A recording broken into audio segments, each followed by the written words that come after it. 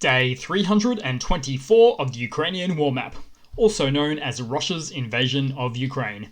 Juzzy here, and today is another update as I take a simplified and down-to-earth approach to some of the most important happenings on the ground in Ukraine.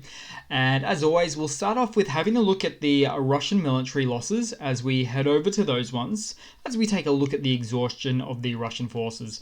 And currently, Russia is sitting on 114,130 Russian military personnel losses, which is an addition of 740 for the past 24 hours.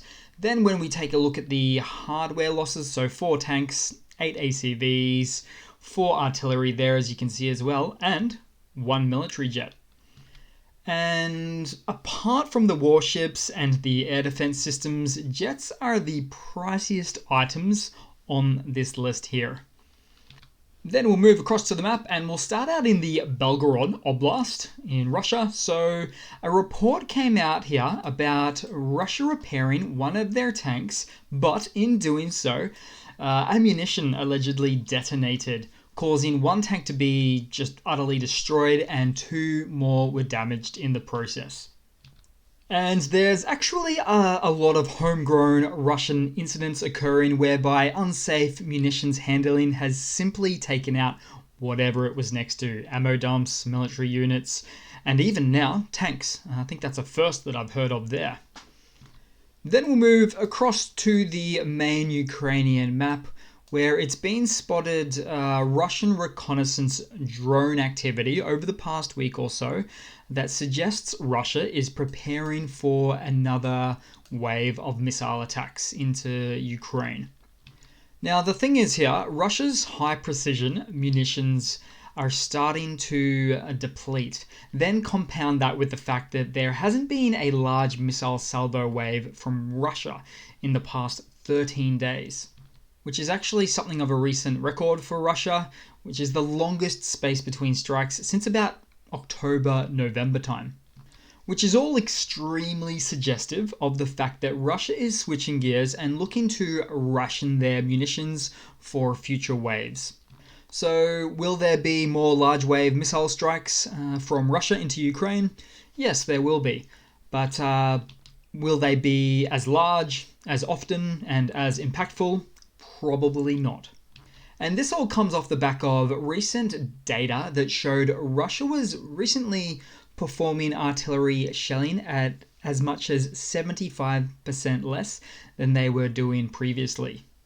Which is quite good, or at least quite interesting, because artillery shells is meant to be theoretically the last thing that Russia would actually run out of in this war. Then we'll move into the Donbass and we'll start out near Crimea. So the AFU repelled a Russian attack in this area in the last day. And it's actually interesting that Ukraine's general staff has mentioned this now after weeks of pretty much operational silence on the location to keep things secure. Even locals in the region heard firearms skirmishes just south of the city. And it's certainly much more interesting than this map would otherwise suggest right now.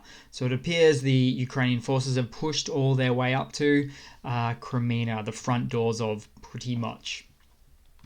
Then we'll move across south on the map to Soledar, where Soledar is now largely held by Russia, or more specifically the Wagner paramilitary group that Russia employs. So some Ukrainian units were forced to step back a bit and fortify more westerly positions.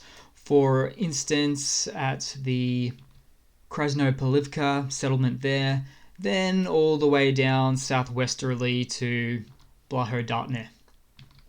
But in terms of really closer to downtown Soledar, it's now more of a case of Ukrainian forces stationed around the surrounding outer regions of Soledar.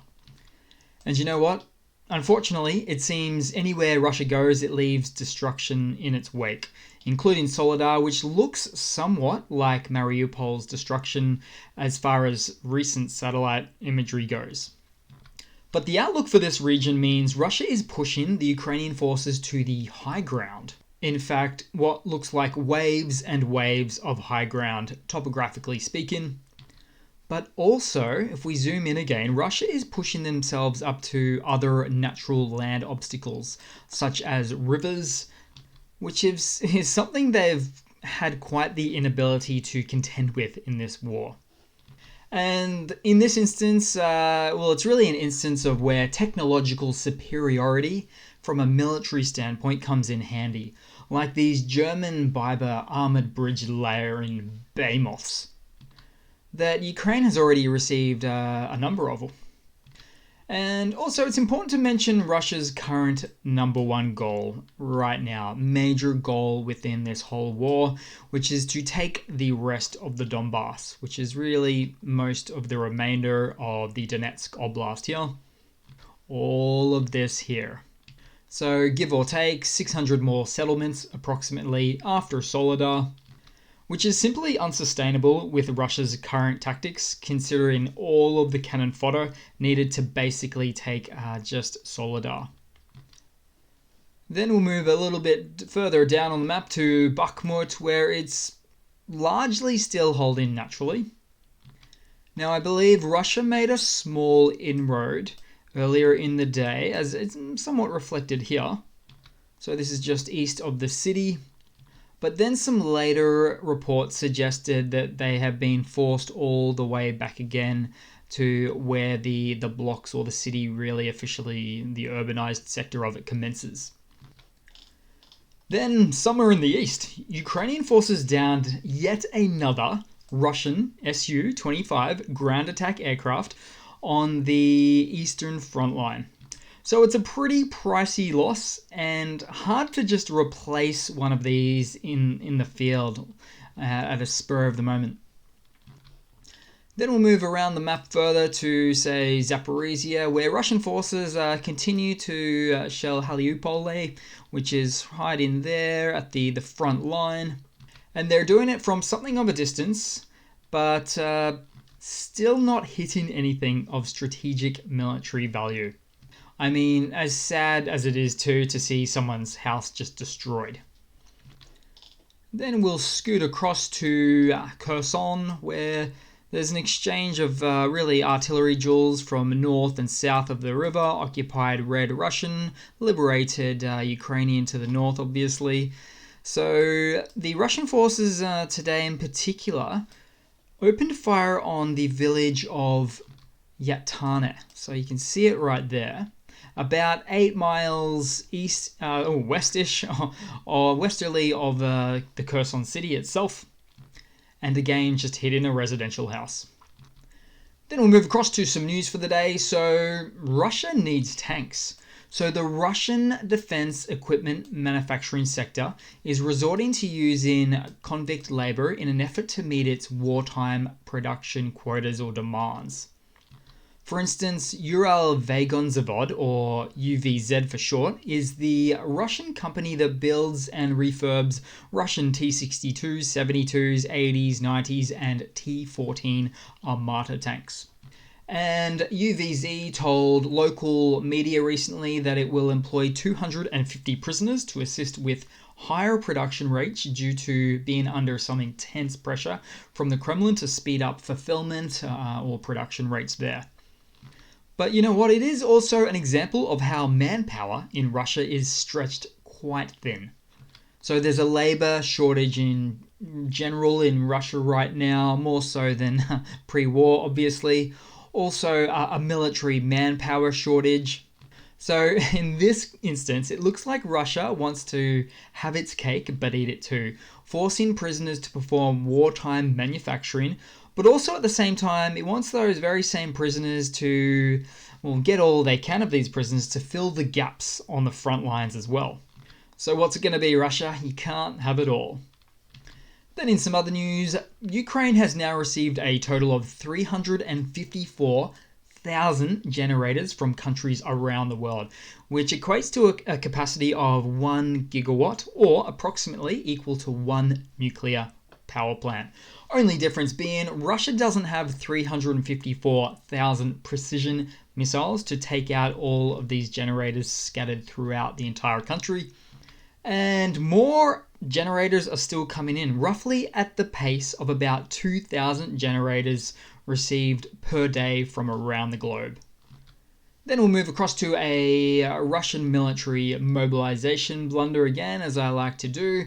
So Nina Ostanina, deputy of the Russian State Duma, has just announced the abolition of the deferment of partial mobilization for fathers with 3 children or more. So in other words, it's now legal for Russia to enlist fathers with 3 or more children to be mobilized to go to the front lines in Ukraine. And you know what? To pass a law like this is yet another example of an upcoming new and official mobilization wave in Russia. Something Russia said it didn't need any more of just on the 7th of December last year, as stated by Putin himself. I looked up that date. And for some extra background context in all of this, so late last year, after Russia's first partial military mobilization call-up, Russia didn't have any or really many deferment clauses in their mobilization decree. So they then added some in, such as fathers with 3 children. But also, Russia realized it was sending its best and brightest engineers to the front lines of the war, turning them into run-of-the-mill cannon fodder. So they then realized they had to make some exceptions for that group as well.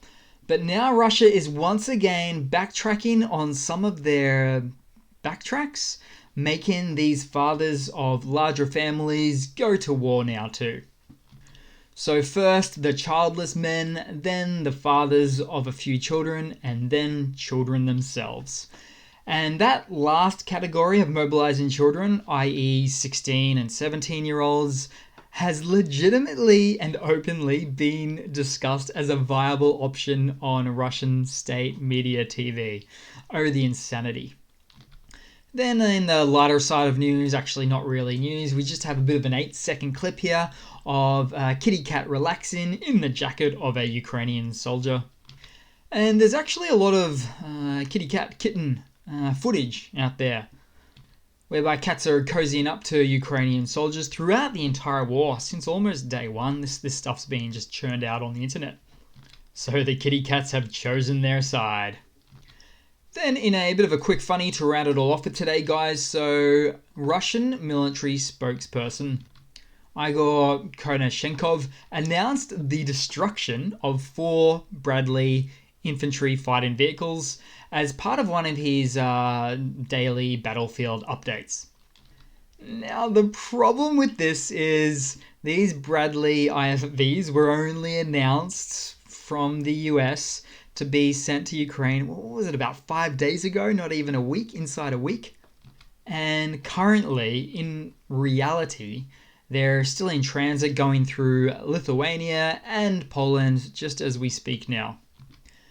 So haven't arrived yet, not to mention after they arrive, there is still training required on these. It's been set to 2 weeks, then deployment, then a chance to be hit upon in the battlefield.